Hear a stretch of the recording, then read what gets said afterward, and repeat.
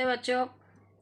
आज के पहले मैं आपको शब्द विचार पढ़ा चुकी हूँ, जिसके अंतर्गत शब्द की परिभाषा, उसके भेद आदि सब कुछ बताया जा चुका है। तो आज संक्षेप में कुछ दिया जा रहा है, इसको आपको याद करना है। जैसे देखिए, नंबर 1 में है वर्णों के सार्थक समूह को शब्द कहते हैं।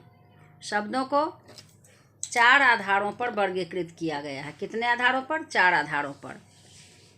पहला है रचना के आधार पर, उत्पत्ति के आधार पर, अर्थ के आधार पर, व्याकरणिक प्रकार के आधार पर या प्रयोग के आधार पर। उसके बाद है कि रचना के आधार पर शब्द को कितने भागों में बांटा गया है, तो रूढ़, यौगिक व योग रूढ़। फिर अर्थ के आधार पर शब्दों को एकार्थक, अनेकार्थक, विलोम शब्द, पर्यायवाची शब्द, श्रुति संभिन्नार्थक शब्द, अनेक शब्दों के लिए एक शब्द आदि में विभाजित किया जा सकता है।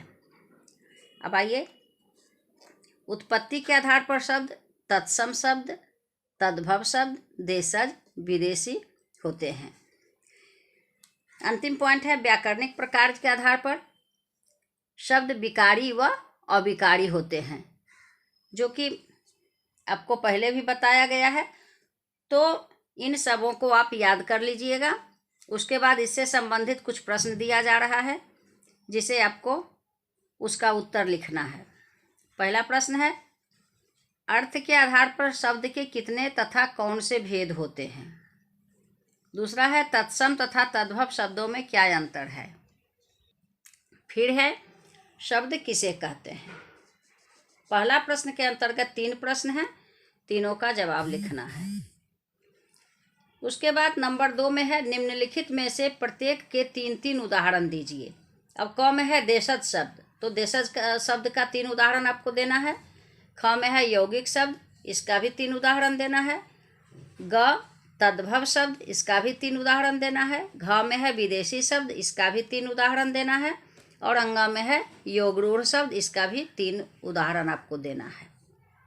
अब नीचे दिया जा रहा है कुछ तत्सम शब्द, जिसको कि आपको तद्भव रूप में लिखना है। जैसे ग्राम, ग्राम का तद्भव शब्द क्या होता है? दुग्ध, आम्र, कर्म, पत्र, मुख, निद्रा। इस तरह से ग्राम का तद्भव क्या होता है आपको बताया जा चुका है, इसलिए इसको आप सोच करके लिखिएगा। उसी तरह से इधर भी कुछ शब्द दिए जा रहे हैं, उसका भी तद्भव रूप आपको लिखना है। उम्मीद है आप समझ गए होंगे, इसलिए सभी प्रश्नों का उत्तर लिखिएगा। धन्यवाद।